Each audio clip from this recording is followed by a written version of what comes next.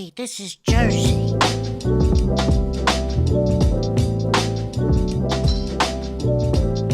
You're listening to the Garden State. You're listening to The Garden State, the only New Jersey podcast that gives you all the news you need to hear this week. My name is Josh Sobo. My name is Josh Chomik. And this week, Jimmy Parks is out of office. He's on a business trip. He's got his out of office away message on. If you send him an email, I'm just kidding. We don't actually have emails here on The Garden State, but we should get them. But we are back live from Elizabeth, New Jersey in our office here at the Vintage City offices. And the studio is finally coming together, bro. We have a neon sign behind us. It's beautiful. Well, if you want to be politically correct, it's an LED sign. It's not real neon, I'll admit here right now.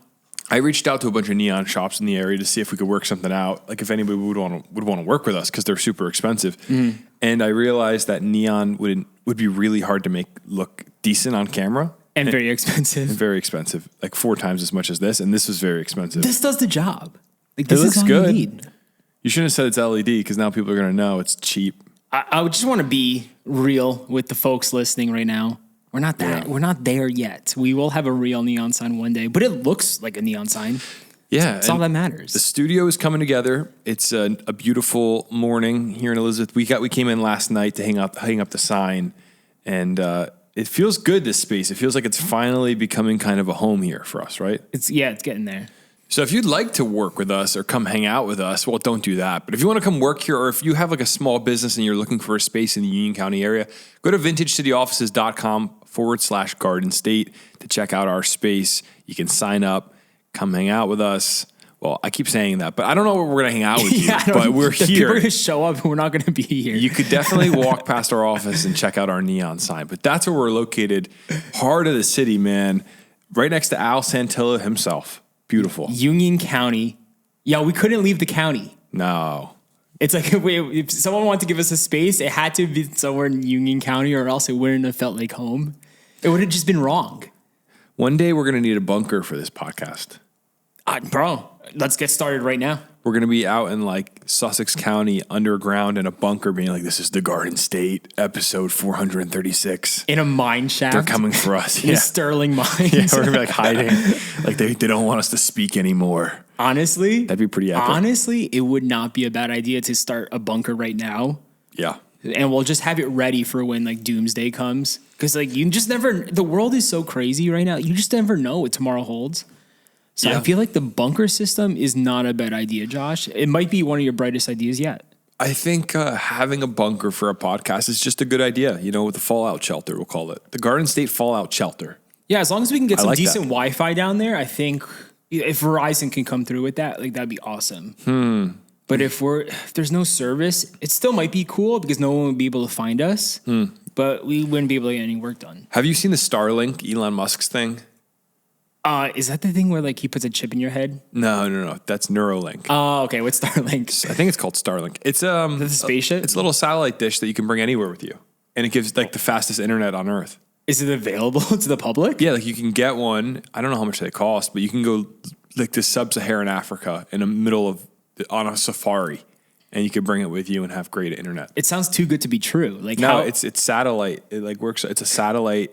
I don't know how it works, but I read about it. It's satellite. Of course it works. Let's see. I'll sit on before we dive into the podcast. Let's find out about Starlink for a second. Give Elon a little promo here. Starlink.com/the Garden State for your free. So it says connect to high-speed, low-latency internet across the globe, even in the most remote and rural locations. Excuse me. So it's just a little satellite dish. It's a little dish that you set outside, and then it turns itself to where the nearest satellite is, I guess, or something. I don't know, dude. Science.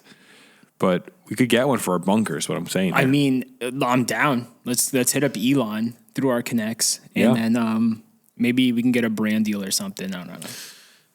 We'll talk to Elon about it. I'll reach out. But hey, Josh, before we get into our mailbag, and I kind of want to do our week/weekend review connected to our mailbag because the mailbag kind of highlights the biggest thing that happened in our lives this week. Pretty much, yeah. Which is we were on the radio. New Jersey 101.5. New Jersey 101.5. Dude, we got to get that soundbite now. I'll get that. I'll throw it in, yeah. New Jersey 101.5. because I just thought about it as I said that. That's really cool. Yeah, we were on NJ 1015 and it was crazy. It was honestly, I've listened to radio my entire life. Like Josh and I have lived in Jersey our entire lives. And we've always listened to New Jersey 101.5. Like everyone knows what that is. And we were invited on the Dennis and Judy show this past week. Mm-hmm. And it was one of the coolest experiences ever. Like Josh, what was your initial thoughts? Oh boy. Well, I've always wanted to do radio. It's been a silent dream of mine since I was like a teenager. I've always thought it was the coolest thing ever. Mm-hmm. And to be there in a studio and then, I mean, can we play the mailbag? Let's do the mailbag first, then we'll talk about it. Okay. So if you want to call into our mailbag and leave us a voicemail, you can call this number. 908-67-99-99-3. Hey boys, it's Justin from Mountain Lake, singular, not plural, again. Anyway, I just finished listening to you guys on Dennis and Judy's show, and I gotta tell you, I'm a little bit choked up. Like, I'm tearing up, because I've been listening to you from almost the very beginning of the podcast, and I have to tell you, I am so proud of you guys and the way you handled yourself on the radio and everything you've done. It's absolutely adamant. Like, just, you were absolutely professional. Like, you couldn't have been more professional. You sounded like you belonged there. I loved it from start to finish, boys. Great job. I hope the podcast gets a big bump from this. I hope the mailbag absolutely explodes. Like, absolutely could not be more proud of you. God bless, boys. Keep it going. Bye. Justin's the man. That was a really nice message. Thank you, Justin. That was very encouraging. I saw that come in, I think, while you were driving us back from the podcast. I'm from the radio show. And I just I don't know. You do anything public facing and you never know how it goes because you think, oh, it felt pretty good, you know, or maybe that was all right. But you don't really know because you have to be super self-aware in the moment to know how things are actually being perceived. And then to get that message was very encouraging. So thank you, Justin. So I guess now we could talk about our experience now that Justin's hyped us up. It just like happened so quick. And there's like 4 commercial breaks, which is nice because it breaks up the hour. So the radio show flies by. You don't realize how fast it is because it's like we'll talk for 5 to 6 minutes, and then Dennis is like, "Oh, we're going to a radio break," and then I'm like, "All right," we get a nice breather in compared to the podcast where we go an hour and a half straight, just nonstop. Yeah, they kept saying that to us, and I don't know if this is just them being super polite to us, but they were like, "Yeah, you guys, what you do is pretty hard because there's no breaks. It's like an hour and a half sprint, pretty much, or an hour long sprint."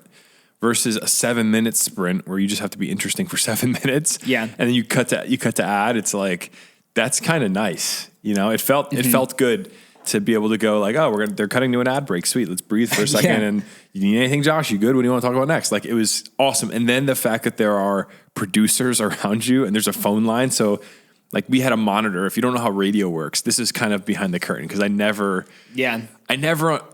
always wondered how all of it worked, but this is how at least 101.5 works is we're sitting in this studio and there's like a huge table with like 5 mics around it.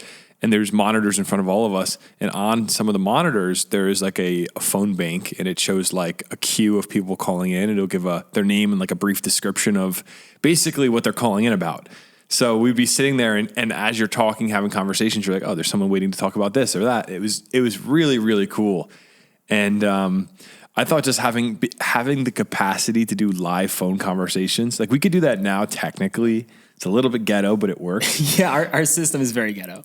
But to be on the air in a big studio, it was so much power. It was really cool. And it was just like, it was kind of intimidating because Dennis and Judy have done this show for over 20 years. Yeah. So just sitting there with these people who have talked Jersey for over 20 years.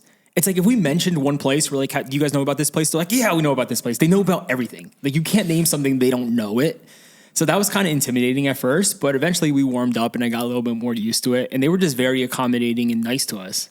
I mean, I don't know if they genuinely like this because they roasted us a little bit in the intro. But that's how they are. That's their show. You know, it's because kind of off air, they were like so nice. They were like, if you guys need anything, reach out. If you have any questions, reach out. Like, so cool.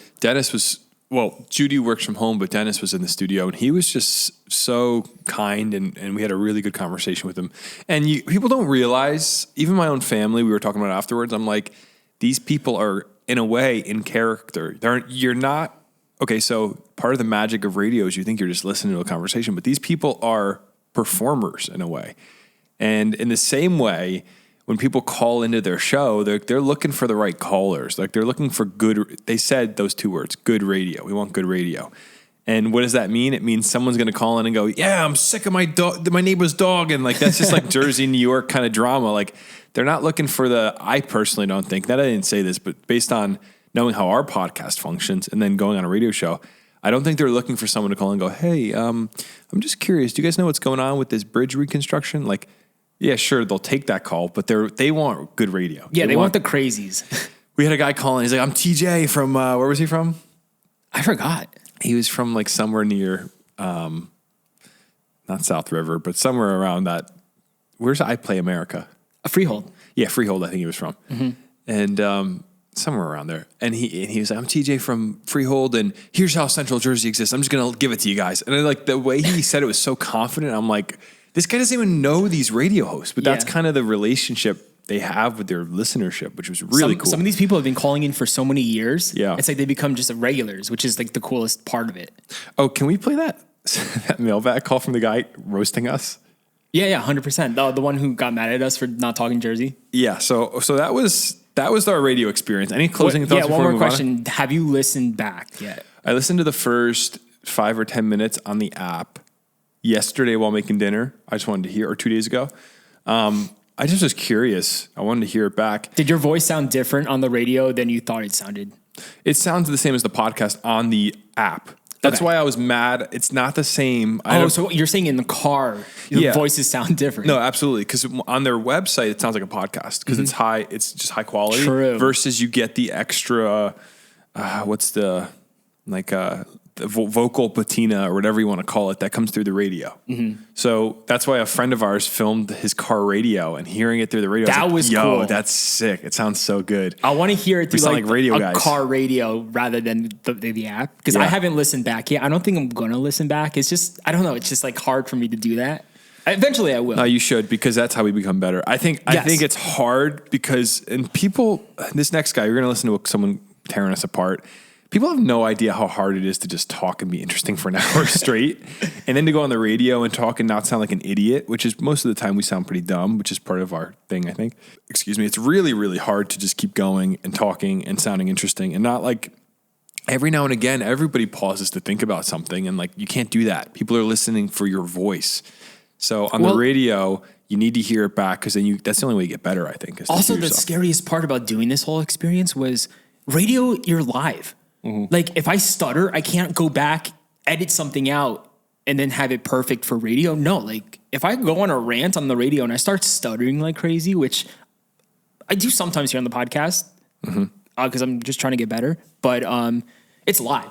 Yeah. So I feel like before I said anything on the radio, I was trying to talk a lot, but at the same time I was like, don't screw this up, Josh. Yeah. Because millions of people are listening right now probably, and you just have no idea.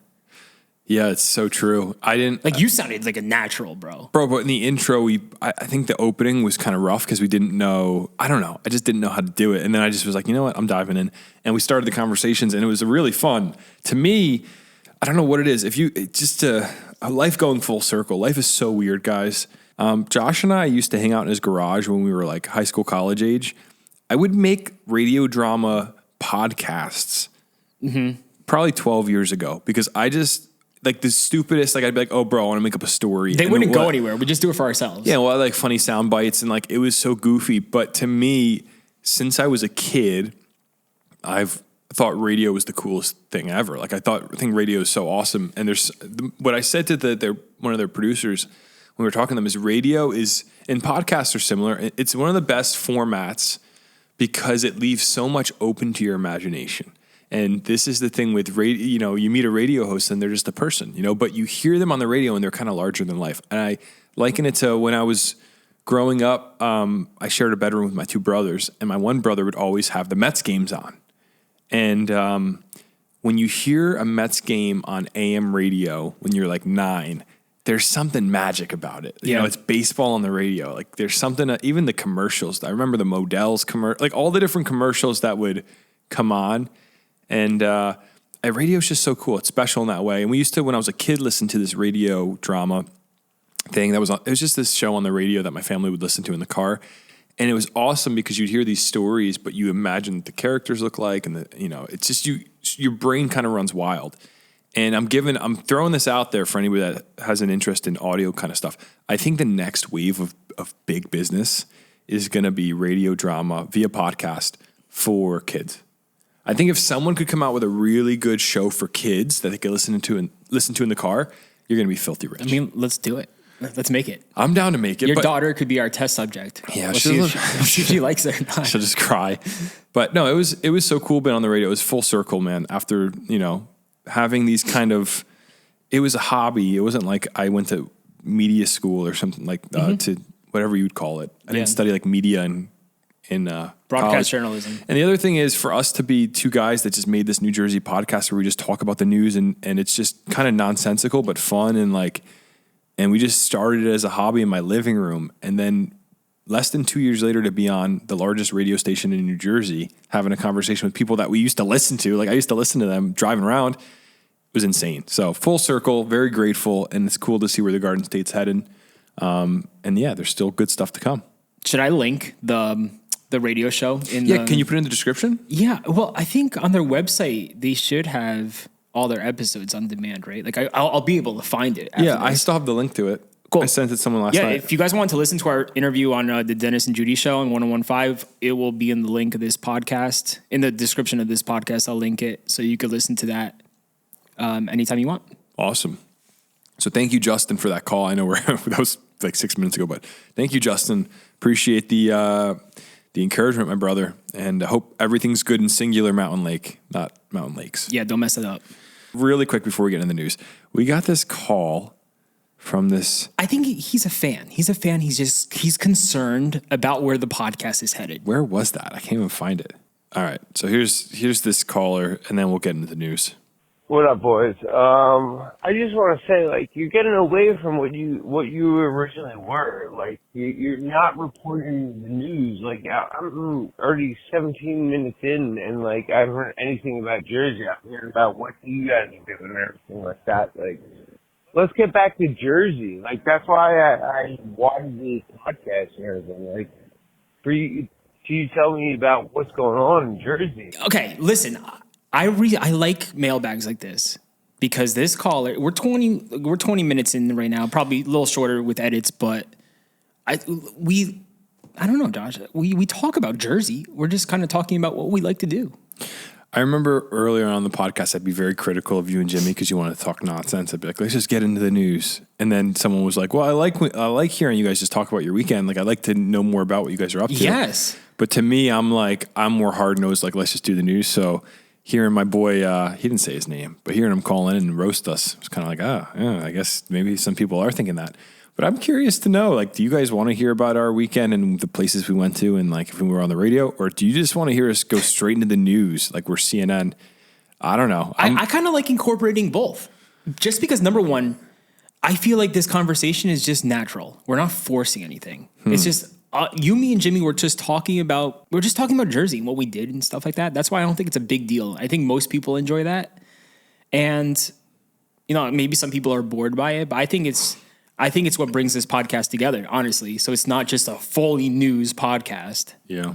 I don't know. I think it's interesting that this guy felt compelled to call in. I appreciate that he's been listening for so long. I love calls like that. Thank you, bro, for listening. I don't know your name. He didn't say his name, but constructive criticism. What do you call that? Yeah, he was being constructive because he's a listener and a fan, and he enjoys what we're doing, and we'll work on it. I think if you look at our podcast from like 30 episodes ago, you could probably I've realized I show everything on my face, so if I get annoyed, you could see it on my face. 100%. I don't hide anything. I just like if Jimmy and you were talking about some garbage, I'll just make a face like, what the heck are you guys talking about? And you probably, when you're editing, realize that. Do you ever realize that? Yeah, I'm editing and I make facial expressions when I edit. So like if we're laughing or something in a video, I start smiling and laughing when I'm editing. You get angry? But if you make a face, I'm just like, oh, I guess he didn't like what I was talking about because I don't catch you sometimes. No, like I'm like, dang, Sobo wasn't interested. He didn't want to talk to me about that. It's also a bummer. No, it's not even just that because sometimes part of my issue is I'm so in my brain that I'm thinking about stuff. I have ADD.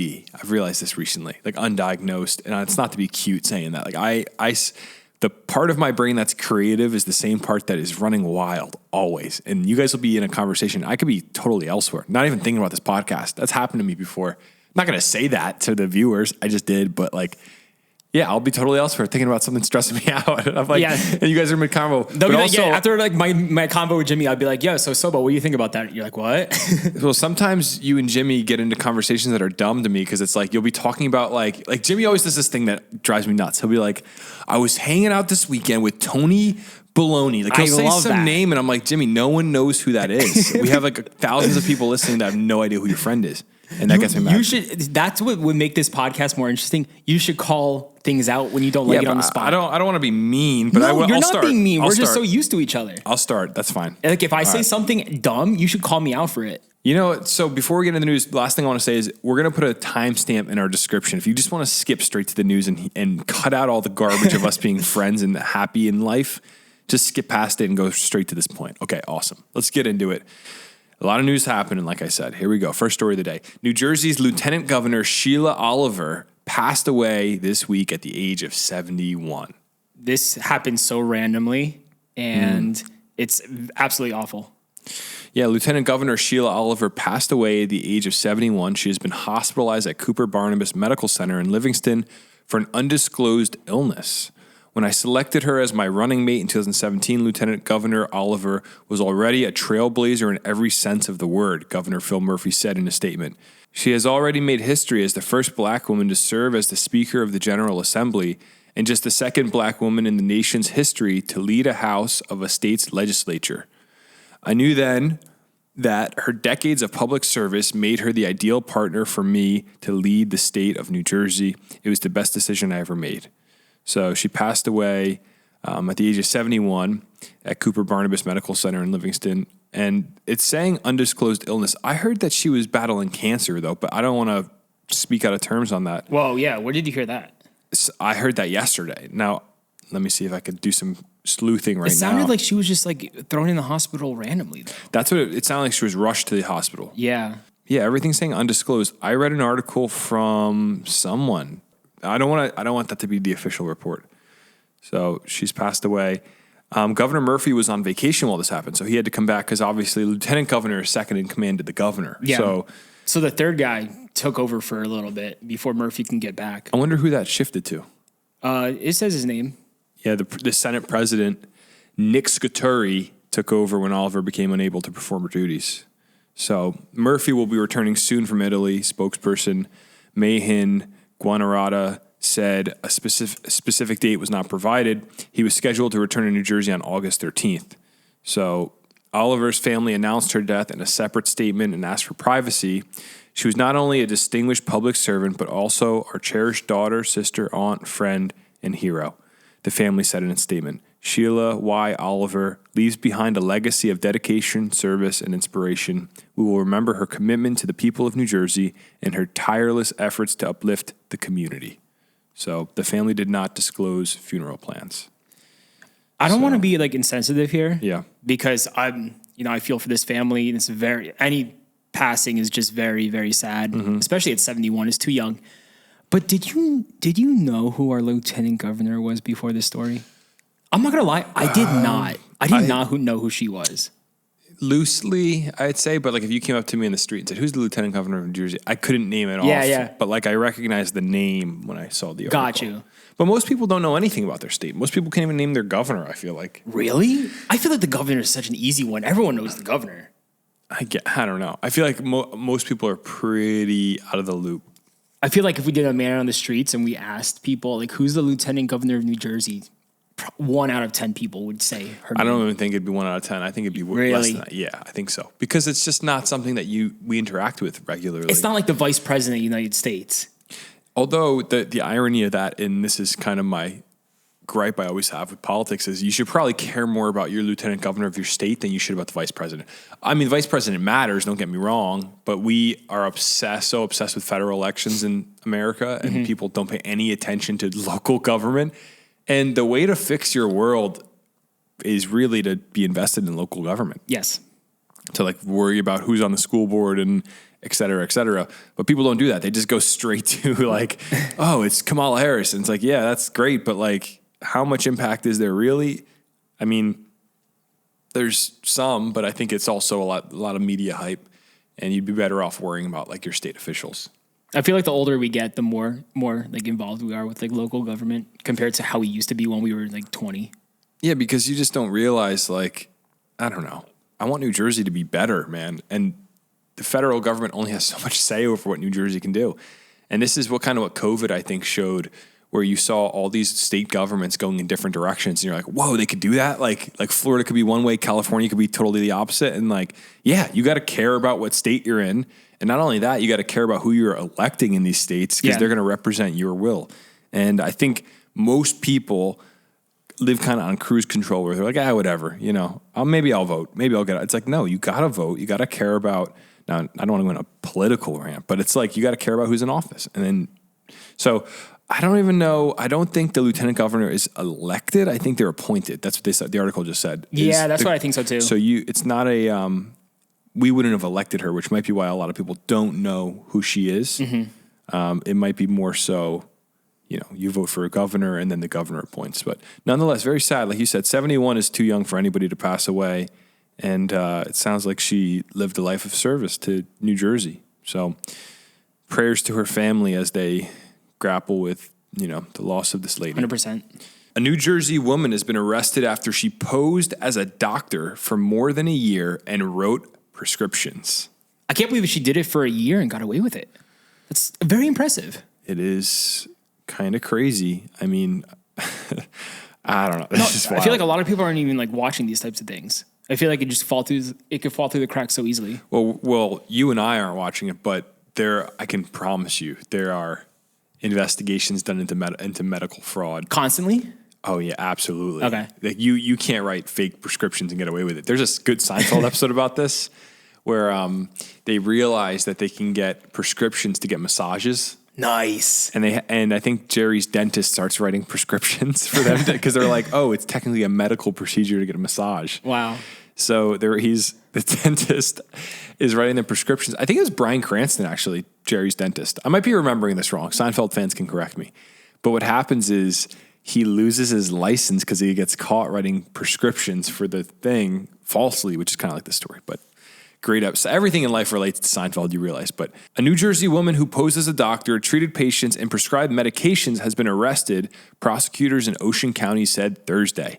Toms River resident Maria F. McBurney, 62, also known as Marife L. McBurney, was charged with practicing medicine without a license, forgery, healthcare fraud, and distributing a dangerous substance, the Ocean County Prosecutor's Office said in a statement. The prosecutor's office said McBurney issued multiple prescriptions under the relative's name. So she had a relative in medicine that she was pretending to be. Nice. And submitted insurance claims and bills for services during times when the relative was unable to see and treat patients. So this would be like, I become a doctor and I'm like, yo, Cho, I can't work this week. You want to hop in for me? And you're Dude, like, heck yeah. You're like, yeah, bro, I'll be a doctor this week. Bro, no one's going to know. How are they going to find out? Prosecutors did not specify any medication she allegedly prescribed. McBurney was arrested Wednesday, the prosecutor's office said. She was booked into an Ocean County Department of Corrections facility, the office said. So this is a big, big crime. You don't just get like a fine, I don't think, for doing this. I think she's going to deal with some real garbage as a result of this. Yeah, so you think she'll spend some time in the clink for this? It's hard to say, but I think, medical fraud is a really big deal. If anything, the other doctor or family member is going to lose their license probably if they can prove that they were aware, which I'm sure it would be very hard to prove that. Yeah, because you don't know how many prescriptions she wrote. Like, she could have wrote hundreds in this time. It's kind of crazy to think about. And you don't mess around with drugs, man. I'll tell you that much. People want their drugs, dude. People want their drugs. You don't mess around with them. Either the kind that you're not supposed to mess around with, or even the medicine kind. You don't mess around with them. 100%, yeah. So, I think it's not going to end well for this lady. But what drives somebody to do this? What do you think is the motive behind her? It comes back. Every single story we report on, it comes back to this. Why? How are people so dumb? Like, how do you, like, Josh, right now, say you were the doctor, and I had this brilliant idea to, like, take over for you randomly throughout the week. in my mind, I'd be like, there's no shot you would ever catch me doing this because I would get caught. It's just, there's no way I get away with this. How do people think they get away with these crimes? I'm picturing people blow my mind constantly on this podcast. I'm picturing you in like a lab coat, like a doctor's coat. I would crush it, but I would definitely get caught. Because Josh, I think you and we were raised differently though. I think this is the thing is, are people just all raised like crazy people? Every week there's a crazy story. This is why we need laws, because there are people. Well, I think there's a few things. Do people think they're above the law and they can do whatever they want? Yes, and they're entitled? There's also sociopaths. You know, there's people that just don't. They don't really care. They don't care if they prescribe the wrong. Like, it's who cares? You know, I want to make money, and there's a lot of people living in our society like this. I think you'd be very surprised. It blows my mind. People are that means we are living with so many dumb people. Yeah, dumb people, dangerous people that are just criminals. It's the state of Jersey, bro. She's gonna go to jail or get unless she was like, I'm gonna do this for 6 months, then I'm out fully. No one's ever gonna catch us. But then she was like, this is too good. No one's looking into it. I'm just gonna keep on going. Oh man! But can you imagine being the doctor that's going to lose their license probably over this? Good. Like you go past, you go through all the years of medical school, your residency, you get your license and everything. That's the thing. You would think that person's smart enough to realize this is not a good idea. If I'm a doctor and I'm making $400,000 a year, you know, being a family care practitioner or whatever they're called, I'm not doing any shenanigans. I'm gonna be like, this is great. Does the article say that doctor knew the family member was doing this? You know what? Let's do a little sleuthing. Just to make sure. Basically, it says prosecutors allege McBurney assumed the identity of a relative who they said is licensed to practice. The relative could not be reached for comment, as online information about her appears to lead to a medical office, authorities said. So the office is permanently closed. The automated phone greeting for Shore Medical Associates states, yeah, I don't know. It doesn't say, but it says she's using a relative's name. Because is it possible a relative had no idea that this was happening? It's certainly possible. Anything's possible in this world, dude. So I'm not going to say it's an impossibility. It's definitely possible, but I don't know. I have no idea. It's very interesting to say the least. And let's move on to the sucks. Yeah, it stinks. They'll do their time, but this is just Jersey, man. And let's move on because I don't think there's much else we could say really here, but it is what it is. Gabago. Great. All right, this next story is we're gonna go to the youth. Let's catch up with our youth. Gotta love talking about the youth of New Jersey. Let's see what the kids have been up to in New Jersey. New Jersey State Police have busted 3 New Jersey teens during a TikTok car theft challenge. You just got to stop and just listen to that really quickly. A TikTok car theft challenge. Bro, what is with these challenges? Like back in the murder your grandma challenge next? Like, right? It's getting so like back in the day we had the invisible rope prank. Yeah. What else did we have? The cinnamon challenge. Yeah. The salt and ice thing on your arm. It was great. It was innocent. Burn some skin off. It was so fun. We sound so old, and that was only like 10 years ago. But a TikTok car theft challenge, man. Are the kids that everyone's stupid? Everything went wrong when we did the Tide Pod challenge. When everybody started eating Tide Pods, we were like, wait a second. I forgot about the Tide Pod challenge. Where could this go? So it says police in one South Jersey community busted 3 juveniles for trying to steal a car as part of a viral social media trend. On Monday afternoon, police in Harrison Township responded to an apartment complex in Mullica Hill area. A woman reported that one juvenile had smashed a window on her parked 2013 Kia Soul and then damaged the steering wheel column while the other 2 juveniles stood waiting. The female owner set off the car's alarm, and the trio took off into a neighboring apartment complex. Officers eventually rounded up all 3 individuals. Listen to this: a 12-year-old, a 14-year-old from Mullica Hill, and another 14-year-old from Gibbstown. 12, 14, 14. This is how old these kids are. They were each charged with criminal attempt, criminal mischief, resisting, and obstruction. All 3 juveniles were released to their respective guardians pending court appearance. Young teens have often been the most attracted to the Kia Boys trend, which is what this is called, according to the federal authorities, which was ultimately led to more than a dozen crashes and several deaths nationwide. So there's this trend called the Kia Boys trend, which I guess is when a 14-year-old goes and steals a Kia Soul. And then what do you do with it when you steal a car? You're just like, oh, I stole a car. Now what? Do you think part of the joke of the trend is that it's a Kia? Because it's called the Kia Boys I trend? have no idea. I think Kias are awesome, so you can't ask me that question. New Kias are pretty sweet, but a Kia Soul, a 2013 Kia Soul. Oh, the Souls. I hate the Souls. Yeah, they're the hamster Oh, car. I didn't know it was just like it was solely a Soul. I don't know. It's a Kia Boys challenge. So I guess these kids go around and they steal Kias. Is that how you, is it like a gang? Like, oh, it's against the Kia Boys. You got to do the Kia Boys challenge. You have to steal a Kia Soul. I don't know, but I just wonder what's going on with parents in America? What is going on? I mean, I think TikTok is what's ruining the kids. They see these crazy things and they think they can do whatever they want. people need to get their kids off social media. That's the theme of every single week of this podcast. Just get the kids off social media. It gets worse and worse. 14 years old stealing a car. 12 years old too. A 12-year-old. What were you doing at 12, Josh? You weren't stealing cars. That was 2006. I probably couldn't even reach the accelerator when I was 12 years old. I think when I was 12 years old, I was making art on Microsoft Paint. Like I'd sit on Microsoft Paint for hours and just draw like a house or something. And playing the pinball game. Yeah, the pinball game. Yeah, dude. And I'd go down to Mohawk Park on my bike and go off some dirt ramps maybe. But that was like my life. That was pretty much it. That's like 6th grade for me. I'm glad we didn't have social media growing up. Technically, we got it later, but it was still early stage social media. I was in high school. Like 8th grade, maybe 9th grade. And it wasn't like TikTok. It was just like Twitter, YouTube, and it was all, pure comedy. There was no stupid challenges. It was just different. It was just different from how it is now. We sound like our parents, bro. Isn't that crazy?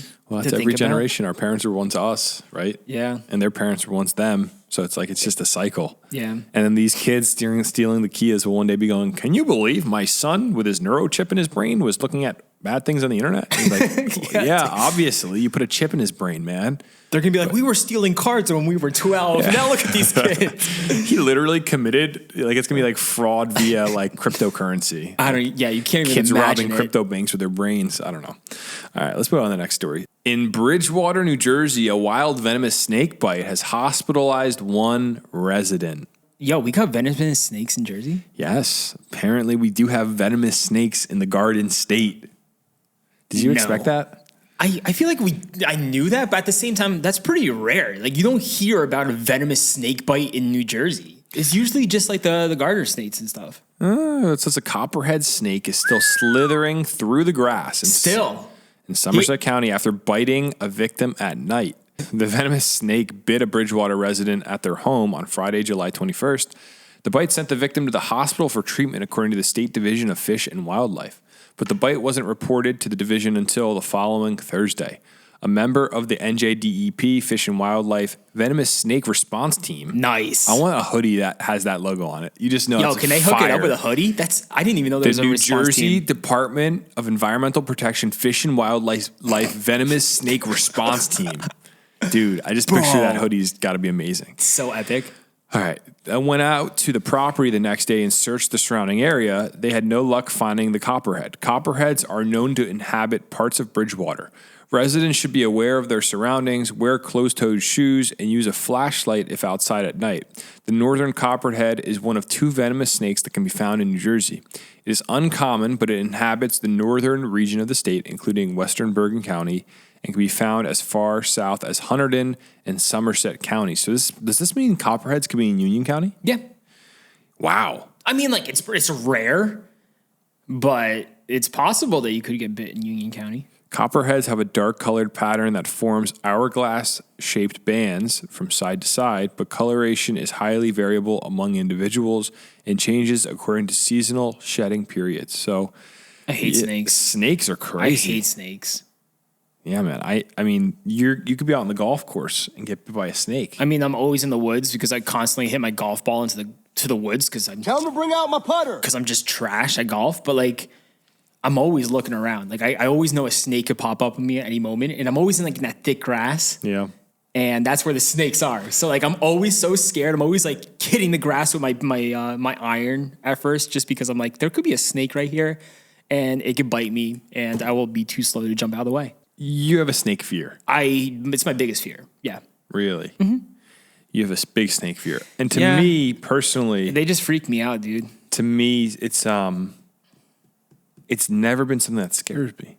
Like, I would wrestle a snake, I think. You would really, like, if a snake was in front of you, bro, you would grab that thing? If I could put a stick on its neck like they do on Animal Planet Yeah. when I was a kid. But like, would you like grab the neck like you see some of these like snake handlers do on TikTok? You know, If when they I- grab the neck and that's how they can I'd control the have snake? to learn the method first. Yeah. If I learn the But method. you wouldn't be scared to learn It wouldn't it. bother me to learn it, no. Could you be one of those guys to sit in a bathtub full of snakes, like those challenges? No, that's just as gross. To me, what creeps me out, like as far as creatures, is things with a lot of legs. See, that doesn't bother me. Like the centipede with 1,000 legs crawling. Like imagine it crawls under your bed. That to me is like, oh my gosh. Yeah, like honestly, if I saw it in front of me on this desk right now, I would let it walk into my hand. But Really? if I was sleeping in bed, I would not want that thing crawling up my pants. Yeah, certain bugs skeeve me out, like big cockroaches. Ugh, man, they just like They're not gonna do anything to you. crawling up your pants. A Yeah, snake is gonna. A python can eat you whole, brother.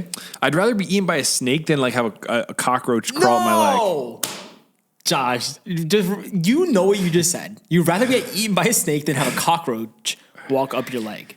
No, I mean, no, you're right, because one's death and one's just Obviously, gross, we don't have but, like, pythons that big in Jersey.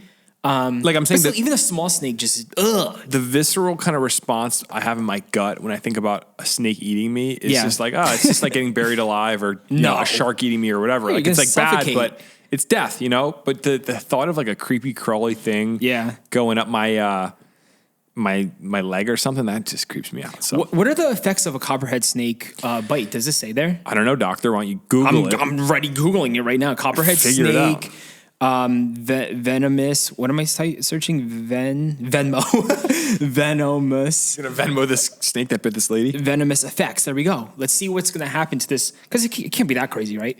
All right. So if you get bit by a copperhead snake, the effects are severe pain and tenderness at the site of the bite. Okay. Nausea, vomiting, or diarrhea. Labored breathing. In extreme cases, breathing may stop altogether. Whoa. Okay, so Upset stomach, diarrhea. upset stomach. What's the next part? What is that? I don't even know what you're saying. Where's that Is from? that Pepto-Bismol commercial? I don't know, dude. You don't remember that? They'd sing the song. Hold on. Upset stomach, diarrhea. Yeah, Pepto-Bismol, right? It sounds like COVID to me. Pepto-Bismol, is it, or Bismol? Bismol, right?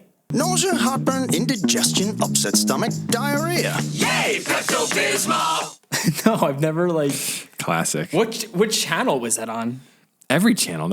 That's like the song. I don't know. I just remembered that's what that snake bite sounded like to me. Well, hopefully this person that got hospitalized did not lose their breathing, and maybe it was just a little case of the diarrhea. And, Maybe they took some Pepto. But bro, this copperhead is out there roaming the state right now. Menace. At the same time, it's kind of like the bear story. It's like they live here. You have to let them live. But like, if you see a copperhead, or do we need to capture this thing, or do you just let it be?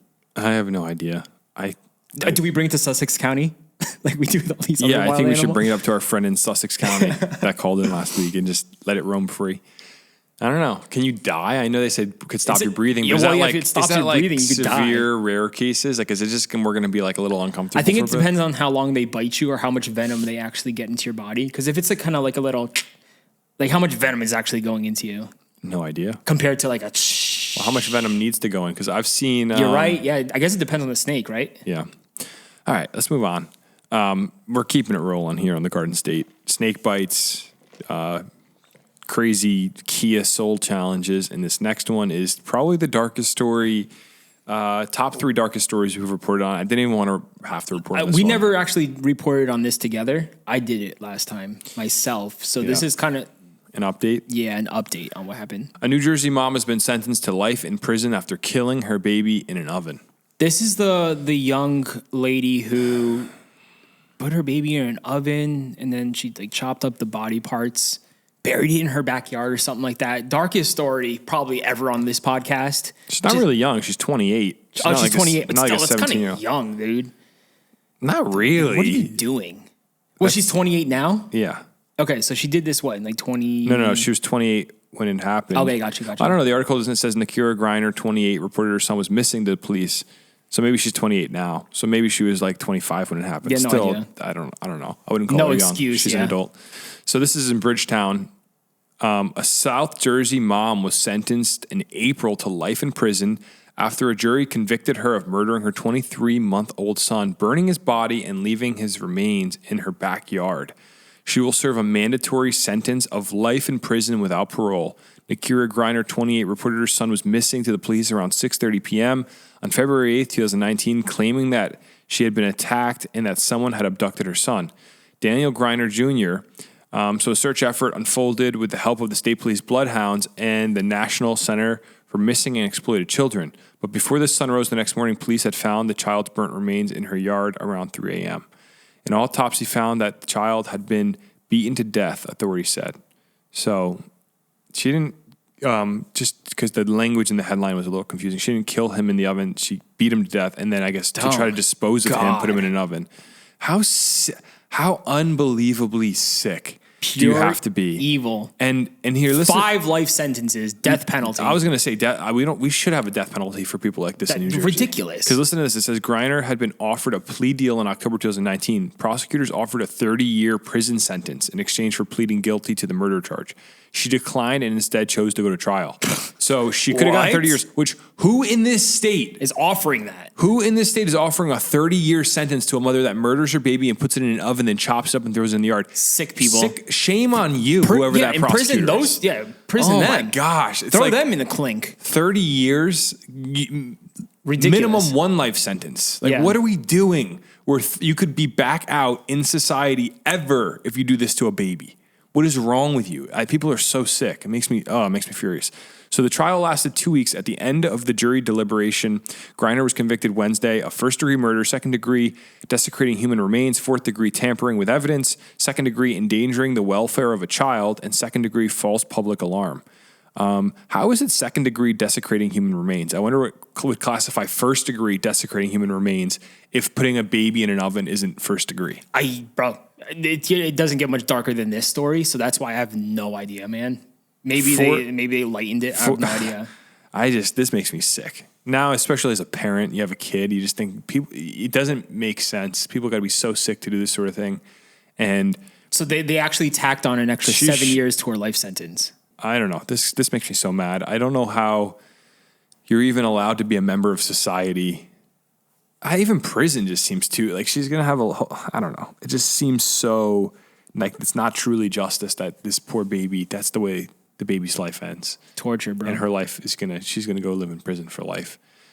It's just horrible. It's horrible all around. And I don't know. I have nothing to say. I cannot believe she was offered a 30-year prison sentence. That's the most shocking part of this whole entire article. And to think she had the guts to go, no, you know what? I'm going to go to trial and see what the jury wants. Which is like... Yeah, thinking that she was going to get away with it? What? Or like what? Her lawyer gets her off for like 20 years? Like what was she hoping? What is going on through her head right now? Is she just mentally sick?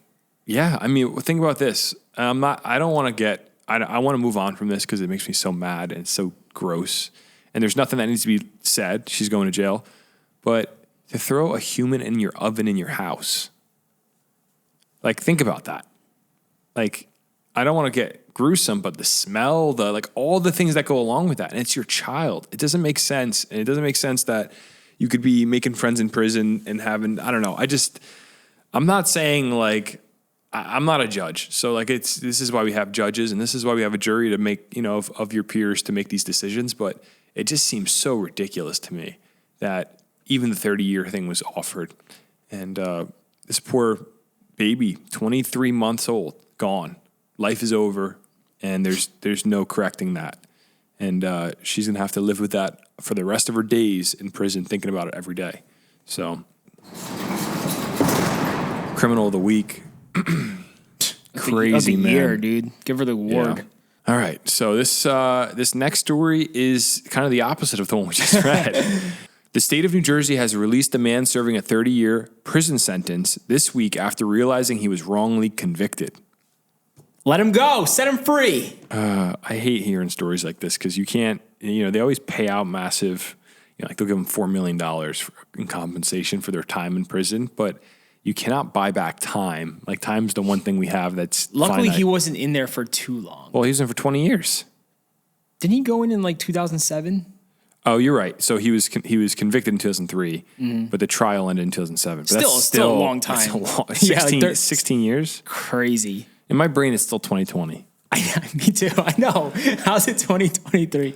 A Jersey City man serving a 30-year sentence after being convicted in a 2003 felony murder has been released from prison after the Attorney General's Office Conviction Review Unit determined that police forced a false confession. Dion Miller, 54, was charged in the 2003 robbery of a man outside a senior citizen building, according to the Attorney General Matt Platkin. Romeo Cavero, 74, was hit on the head several times and died 4 days later. After the first trial ended in a hung jury, the jury in the second trial in 2007 found him guilty. Guilty jury of felony murder. Sorry, I don't know why that sentence is like that. Okay. After the first trial ended in a hung jury, the jury in a second trial in 2007 found him guilty. So a jury finds him guilty. He was sentenced to 30 years without parole. So he filed what's called an application with CREW. And what that does is, I guess, it helps open a reinvestigation of the case up. And it determined, after they reopened it up, that some of the evidence was a little bit, let's say, shaky. So the CREW found that Cavero never identified Miller as his assailant.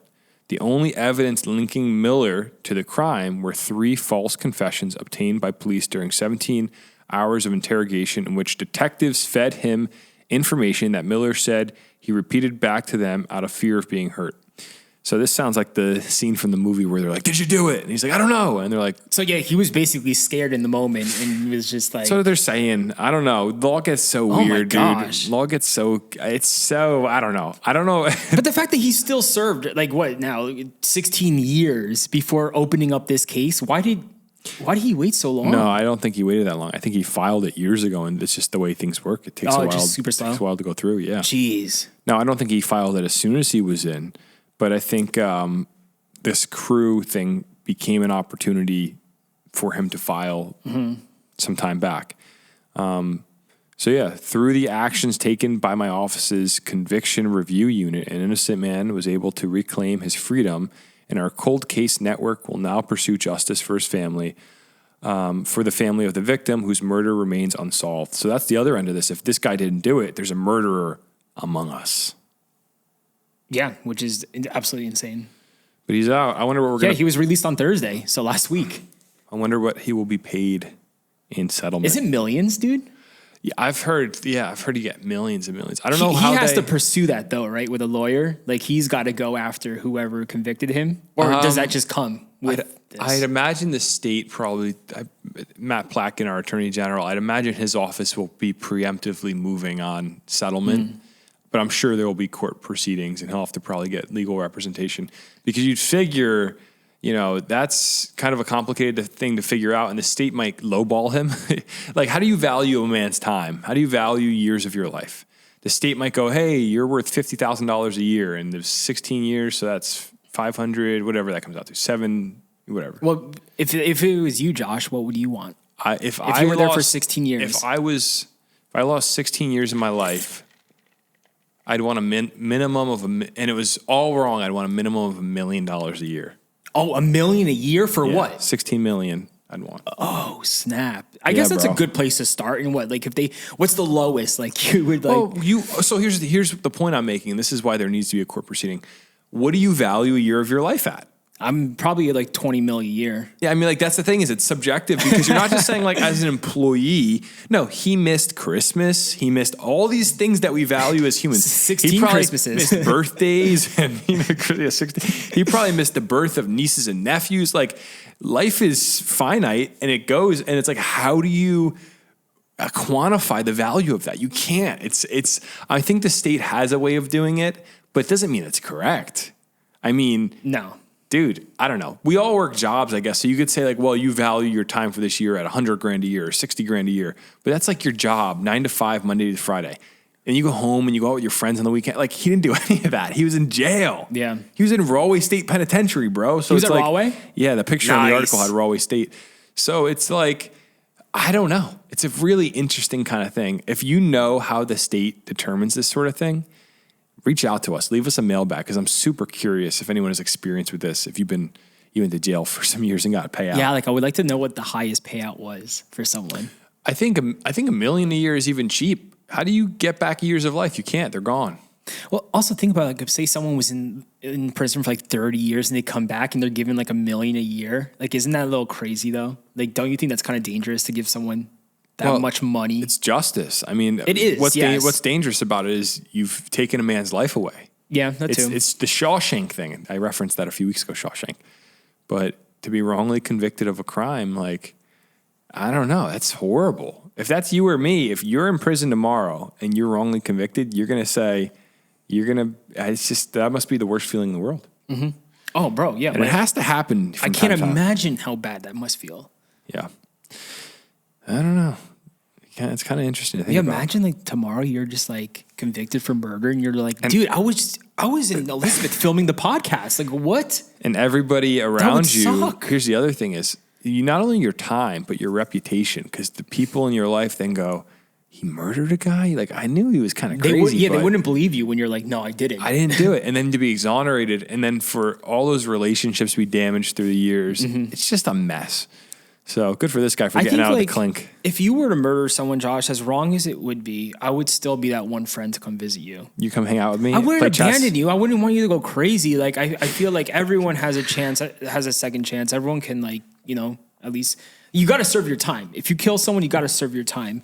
But in prison, there, you know, I don't want you to rot. Like, I'm going to be that one friend to come and be like, Josh, like, how are you doing, bro? Come talk to me through the glass on a payphone. Yeah, we could you know, touch our hands through the glass. Yeah, this is cringe. I got you. You're my bro. Listen, man, I'd play chess with you in that little room if they let me. I'd be the guy that becomes the librarian. I'm thinking of Shawshank. You're the guy pushing the cart around. Yeah, I'd be like, is that all you want to do? Dude, I'd get some job. I'd get some like really awesome job in prison. Dude, like, prison sounds awesome. Oh my gosh. People listen to have family members in prison are like, these guys are sick. But yeah, I think I would have to become like a mechanic or like doing something if they give you like a job. Because then your life, or become a barber, like the prison barber. Well, it's not that easy, Josh. You can't just go and be like, I'm going to be the barber today. You got to at least know what you're doing going to there's no shortage of time to figure it out. Well, yeah, but you have to find clippers. You got to like figure out how to do it. You got to put it in the work. What prisoner is going to let you experiment on them? They're going to know that you're a noob immediately. Yeah, I guess. You don't want to mess up a guy's haircut in prison, too. That sounds risky biz. Honestly, if you're there for the long time, you might want to, just so then you end your sentence sooner. Yeah. Josh, would you tattoo a map of the prison on you before going in?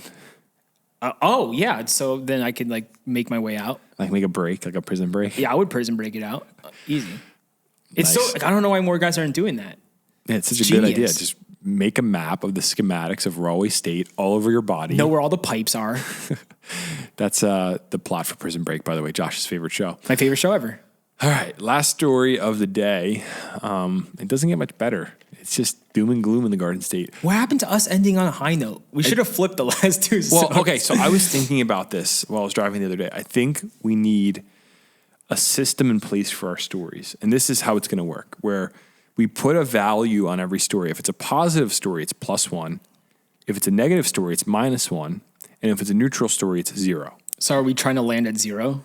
And the goal would be to be 0 or ±1. Dude, today we're like -4. I know, that's what I'm saying. So like, it's the news though. You can't really control the news. Yeah, but we should just start looking for positive stories. Like, oh, they put a park in. Like, nobody. See, here's the thing. Here's the issue. Nobody wants to hear that. No one wants to hear that. Nobody wants to hear like, oh, wow, they put a park in the county. Okay. You know, like some people want to hear that, but at the end of the day, bro, it's the bad stories. It's the crazy stories that are getting people talking. It's the bad stories that affect the people around us and the environments around us. Like when. If someone opens up a new cat house or something, oh, whoop-de-doo, it's all great. I have no idea. But that's not changing New Jersey. The bad stories are usually the ones that really change New Jersey. A cat house can change New Jersey, whatever that is. Okay, I'm going to look right now online, NJ News, and see if any of the headlines are positive. Because the news... Yeah, what's the first thing that pops up when you say Okay, multiple fatalities reported in Lacey Township, New Jersey. Okay, bad. 3 of 4 family members, including a teenager, were killed. Okay, so that's the same story. Yep. A truck filled with lemons overturned in Mawa. Now, there's a positive story. Okay, we're going to do the story right now, and then can we end with the lemon story? Because I saw that. It's hilarious. Okay. That's actually great. We'll end with... Good, this is awesome. But when life gives you lemons, bro. Okay, so this is number 7. Pipe bombs were found in a New Jersey man's car and home after a traffic stop.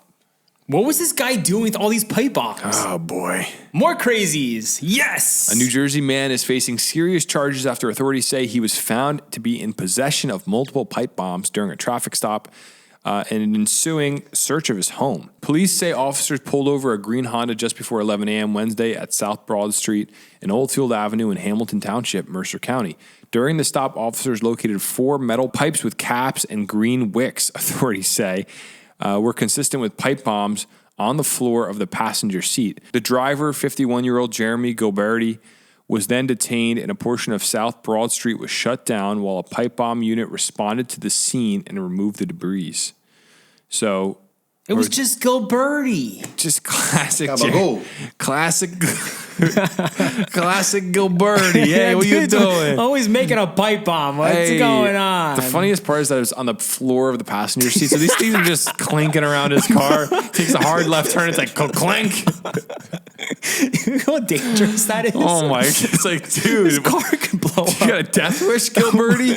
Gilberti, come on! Authorities obtained a warrant to search Gilberti's Mount Laurel home, where one additional device was allegedly found and removed. Gilberti has been charged with possession of a destructive device and taken to Mercer County Correctional Facility. Good thing they locked Gilberti up, bro. Who knows what he was going to do with those pipe bombs? You pull him over and you're like, brother, what's that in the floor over there? Or if he's a local, they're like, Gilberti again? It's like, I'm a plumber. What do you mean what's over there? It's like there's pipes with wicks hanging out of them. Or fuses hanging out of them. A plumber. Oh, man. Classic. But yeah, this guy was arrested. Thank goodness the bombs didn't go off. Yes. Come on. And he's going to jail. I mean, that could be some, when he's convicted, that could be some time, right? Pipe bombs could do damage. Oh, he's going to jail. What's the extent of a pipe bomb? And also, how big does a pipe bomb have to be like crazy? Could it just be a small pipe like that? I'm not going to Google it because I don't want to end up on a list. But let's end on a slightly less negative note. It's kind of positive. I'm sure people in traffic were not happy about this, but it's funny. So a tractor trailer overturned in Mahwah, New Jersey, spilling lemons across the highway. When life hands you lemons, Josh. Go to Mahwah. Yeah. If you went to Mahwah yesterday, you would have gotten a lot of lemons. I think I would have pulled over and got a barrel of lemons. It's not like they're damaged. They're just rolling over the street. Dude, there's a whole pile of them. Dude, there's thousands of lemons. If you look at these images, it's a stunning scene here in Mahwah, honestly. Yeah. I wonder how long it took to clean up. Well, traffic was disrupted for hours after a tractor trailer overturned and sent lemons spilling across the highway in Mahwah. The crash was reported Wednesday morning on Route 17 near Mountainside Avenue around 10 a.m. It appears the truck was in the northbound lane when it went out of control and the container dislodged from the tractor trailer before it struck another vehicle. It crashed into an overhead sign and the container broke open, spilling lemons into southbound lanes. The drivers of both the truck and the second vehicle involved were taken to the hospital with non-life-threatening injuries. So there's a happy ending there. It's just a minor inconvenience, and everybody's healthy, happy, and okay. That is it for the Garden State this week. Any closing thoughts there on the lemons? Yeah. Would you sit in 5 hours of traffic? Say you're on a standstill. Okay, that's a little extra.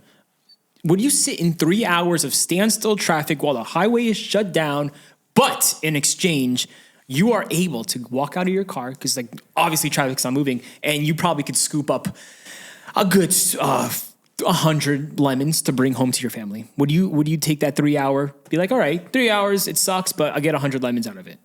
No, I'll tell you why. Because 8 lemons at Trader Joe's is like $3. Okay. Also, so you're saying like 5 hours of your time is worth like $28. And also, $28 you could spend on something else at Trader Joe's. Every time I get lemons, at least one of them goes bad because it's hard to rip through a whole bag of lemons in a week. I was about to say, if you get 100, at least you could hand it out to friends, but they'll eventually get bad just sitting there. But would your neighbor want a lemon picked up off Route 17? You don't tell them that. You go, hey man, you want some lemons? They're like, well, yeah, why are you giving me lemons? Don't worry about it. You just came back from Gilberti's farm. I was at Gilberti's farm. I was at Gilberti's last weekend. He's got a whole lemon farm, bro. And pipes. He's a plumber. He's a plumber. Honestly, I wouldn't sit in the 3 hours of traffic either. I would probably just go take the L, go to Trader Joe's, spend $3 on lemons. Okay. Well, that's one thing we can agree on this week. And thank God no one was hurt. Let's go. Nobody hurt. And positivity. Life moves on in the Garden State. And with that, that's our last story of the day. Morning. I'm always like, I always think you're going to say the evening because we're so used to saying that. I just say the day now. I keep it general. Because you never know when someone's listening either. We should give away that neon sign. Anyone want a neon sign that's orange instead of yellow? Dude, that's a really cool giveaway prize. I think that's a cool, how do you want to do it? We're kind of giving a little sneak preview here on the pod. We're making this up right now. But we should do a neon, the Garden State giveaway. Yeah. And some merch when we hit 100,000 followers. I know. Yeah. I'm down. Although it would be really cool to have for like if I had a garage one day with like a gym in it. That's like my vision for my life is a home gym. At that point, I would just get another one. A yellow one. I don't want an orange sign. I want the yellow sign. Yeah, but that looks like our logo even though it's orange. 100%. It's just the orange is like, it looks like orange and green is Halloween colors. Yeah. It's not Garden State colors. All right, well, let's think about it for the 100K and see what we can do. If you're not following us on Instagram, follow us at the Garden State. We're almost at 100,000 followers, which is crazy. We'll probably hit it this month. That's my goal before Labor Day. All you need is one crazy story to pop off and then boom, there you go. All right. And with that, thank you all for listening. Make sure to follow us on all our socials and keep your ears peeled for another radio appearance because we will be making a return to the radio. This time for longer than just an hour. So that's all I'm going to give away. And with that, thank you all for listening. We'll catch you next Friday. Have an amazing week, New Jersey. God bless New Jersey and God bless the United States of America. Can I say something else? Yeah. I just want to... I had that epic send-off and you're going to just deflate my balloon like that? You do these epic send-offs before I have time to say anything. Okay, say something. Go ahead. I just want to say July was our biggest month ever on the podcast compared to our previous biggest month, March. So if you're listening to this, if you're still listening to this right now at the end of the podcast, we thank you so much. We salute you. This means a lot to us that you guys give your time to us to listen to the podcast. And I'm glad that everyone's been enjoying it. So we appreciate you guys so much. Wouldn't be able to do any of this without you, any of the radio appearances without you guys listening. And we wouldn't be here in this beautiful office. Yep. In Elizabeth. Vintage City Studios. Vintage City Offices. I always want to say studios. Right? Vintage City Offices, excuse me. So yeah, thank you guys so much. Love you all. I'm just blown away by how much is going on with this podcast. So I'm just happy to be here, Josh. And yeah. That was my send-off, okay? Awesome. Well, that was a little too sentimental. And with that, I want to also say You're too sentimental. thank you once again to our friends here at Vintage City Offices for this space. Like I said earlier, if you want to go to vintagecityoffices.com/Garden State, you can check out our affiliate link to come work here with us. Hit it. I saw your finger over the button. I just hit it. Not with us, though. You're not working with us. The reason we keep talking about it, they've been very generous to us here, and it's just, we're really happy to have They the gave space. us this studio for free. Yeah, I know. So Doesn't it's like get crazier than that. And we're looking at a beautiful little courtyard right now, and it's just very calming. So with that, thank you all for listening to the Garden State podcast. Where's the gong? You have a gong. You put it in. No, I didn't put the gong on. Can you do my audio effect? Yeah. Thank you all for listening to the Garden State podcast. This will conclude another episode. Thank you to our sponsor, Yoga. Gong. A great sport for everybody. All right. Goodbye. Tell him to bring out my putter. I had to do it. Bye, guys. You're listening to the Garden State.